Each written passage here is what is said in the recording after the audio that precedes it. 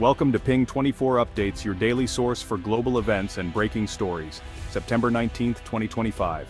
A date that will soon be etched into the annals of Asian geopolitics. On this day, the world's attention is once again drawn to the simmering tensions in the South China Sea, a region that has become a flashpoint for international conflict and intrigue. Tensions in the South China Sea erupt as a Philippine supply vessel faces another aggressive Chinese Coast Guard blockade at Ayungin Shoal. The standoff is tense, with both sides refusing to back down, and the eyes of the world are glued to the unfolding drama. Water cannons blast, lasers flash, and the world holds its breath. The confrontation is not just a test of wills, but a dangerous escalation that could spiral out of control at any moment. Headlines frame it as another David versus Goliath standoff. The narrative is familiar: a small nation standing up to a regional giant, with the balance of power hanging in the balance. But then, from Pyongyang, a shock. North Korea's state media condemns hegemonic actions and affirms the Philippines' sovereign rights under international law. The world is stunned. For decades, North Korea has been seen as an unpredictable outlier, rarely siding with the international community, let alone supporting a Southeast Asian neighbor against China. Analysts scramble to explain, is this a mistake or a calculated move by Kim Jong-un? Newsrooms buzz with speculation. Is North Korea signaling a new diplomatic strategy, or is this a one-off statement meant to send a message to Beijing? If North Korea, so dependent on China for trade and support, is willing to break ranks, what does that say about their alliance? Could this be the first crack in a relationship long thought to be unbreakable? Or is it a clever ploy to gain leverage in future negotiations? This moment forces a re-examination of Asia's alliances and the assumptions that underpin them. Suddenly, the chessboard of regional politics looks very different, with new players and unexpected moves. It's not just about a territorial dispute, it's about shifting global power and the unpredictable moves of smaller nations. The world's major powers are watching closely, aware that even a single statement can tip the balance in this delicate game. North Korea siding with the Philippines may sound like fiction, but it's rooted in a hidden history of surprising diplomacy and relentless self-interest. Throughout history, even the most isolated regimes have made unexpected alliances when it suited their goals. In geopolitics, today's enemy can become tomorrow's partner. Alliances shift, and yesterday's rival can quickly become an ally when circumstances change. The world map is always being redrawn. Borders, loyalties, and alliances are never as fixed as they seem, and history is full of sudden, dramatic changes. And sometimes, the most isolated nations make the boldest moves. In a world where power is constantly shifting, it's often the unexpected players who change the course of history. We often see world politics as a fixed chessboard, the US and allies on one side, China and partners on the other, with North Korea as Beijing's loyal junior. But is that really true? Alliances are transactional, not permanent. History is full of dramatic realignments. Yesterday's enemies become today's partners. Could North Korea genuinely support the Philippines against China? To answer, we must see Pyongyang as a rational actor, always seeking leverage and survival. Over-reliance on China is a vulnerability for Kim Jong-un. Supporting the Philippines could signal independence and remind Beijing that North Korea's loyalty isn't guaranteed. It's a high-risk, high-reward move, one that fits North Korea's unpredictable foreign policy. In global politics, the unthinkable can quickly become reality. The China-North Korea alliance was forged in the blood and chaos of the Korean War, when Chinese troops crossed the Yalu River to support their North Korean neighbors against the advancing United Nations forces. This intervention not only changed the course of the war, but also cemented a relationship that would shape East Asian geopolitics for decades to come. The two countries celebrated their bond as being as close as lips and teeth, a phrase repeated in propaganda to emphasize their supposed unity and shared destiny. But beneath the surface of these grand declarations, the relationship has always been fraught with suspicion and tension, marked by frequent disagreements and mutual distrust. Kim Il-sung, North Korea's founding leader, skillfully played China and the Soviet Union against each other, extracting aid and support while fiercely guarding North Korea's independence and refusing to become anyone's puppet. In recent decades, Beijing has often been frustrated by Pyongyang's unpredictable behavior and repeated provocations, especially its relentless pursuit of nuclear weapons, which threaten regional stability and embarrass China on the world stage. Despite these frustrations, China continues to support North Korea, not out of genuine affection but to prevent a flood of refugees and to avoid the nightmare scenario of a unified, US-aligned Korea right on its doorstep. This uneasy dependence gives Pyongyang significant leverage. Kim Jong-un is well aware that China needs his regime to survive, and he uses this knowledge to his advantage in negotiations and brinkmanship.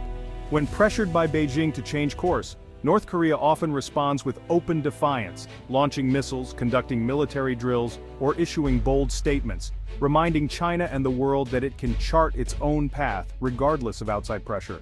Ultimately, the alliance between China and North Korea is strategic, not sentimental. It is a partnership born out of necessity, not genuine trust or friendship. If North Korea sees an advantage in distancing itself from China, history shows it is more than willing to do so, seeking new partners or playing rivals against each other to maintain its autonomy. In the end, their bond is one of mutual necessity, forged by circumstance and maintained by pragmatism, but always shadowed by a deep lack of trust. North Korea's Hermit Kingdom label hides a history of independent foreign policy. The doctrine of Juche, radical self-reliance, guides its actions.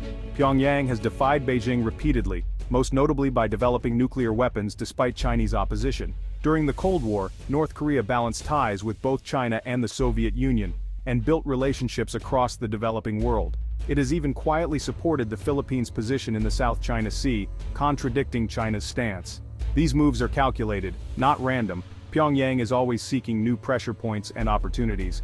By signaling support for Southeast Asian nations, North Korea builds goodwill and reminds China its support isn't unconditional.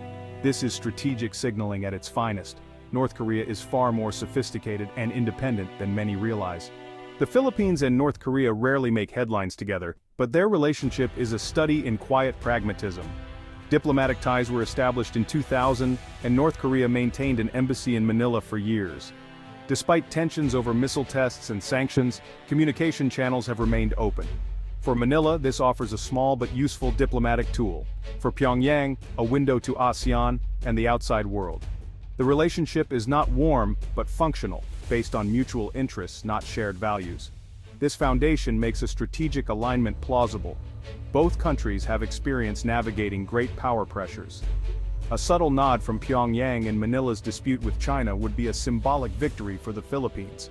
Sometimes, quiet connections pave the way for the most surprising shifts.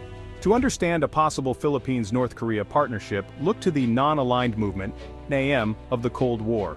Both countries, in their own ways, embraced NAM's ideals of independence and resistance to superpower dominance. North Korea used NAM to project Juche and build alliances beyond China and the USSR. The Philippines, while a US ally, also sought a more autonomous foreign policy, especially through ASEAN. This shared legacy provides a common language and frame of reference. When North Korea supports Philippine sovereignty, it echoes NAM's core tenets.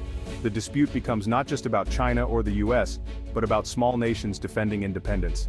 This ideological link makes a surprising alignment more than just a tactical move. It's rooted in shared history. In today's interconnected world, alliances shift for reasons that extend far beyond mere ideology. Economic need, strategic ambition, and national pride are powerful forces that drive these changes. Nations are constantly reassessing their positions on the global stage, seeking new partnerships and opportunities to enhance their influence and security. These factors compel countries to adapt and evolve, reshaping their alliances to better serve their interests. North Korea, for instance, faces immense pressure from international sanctions, economic hardship, and an over-reliance on China for trade and support. This dependency limits its autonomy and stifles its growth. Pyongyang is desperate to break free from this isolation and find new avenues for economic and diplomatic engagement. The leadership is actively seeking ways to diversify its alliances and reduce its dependence on a single powerful neighbor. Supporting the Philippines and other Southeast Asian nations could open doors in this dynamic region, offering North Korea a chance to build new relationships and foster goodwill. Such moves could pave the way for future economic or diplomatic gains. It's a calculated gamble, one that involves weighing the risks and potential rewards. A small diplomatic gesture today could yield significant benefits tomorrow, enhancing North Korea's standing in the international community. Kim Jong-un is keen on achieving strategic independence. He understands that being perceived as China's puppet undermines North Korea's narrative of strength and self-reliance. This perception is crucial, as it affects both domestic and international views of North Korea's sovereignty. By aligning with smaller nations, North Korea can assert its anti-imperialist credentials and demonstrate its commitment to a multipolar world. This strategy bolsters its image at home and abroad, reinforcing its narrative of resistance against larger powers. In the modern era, perception and narrative are as powerful as military might. They shape how a nation is viewed and can influence its ability to negotiate and form alliances.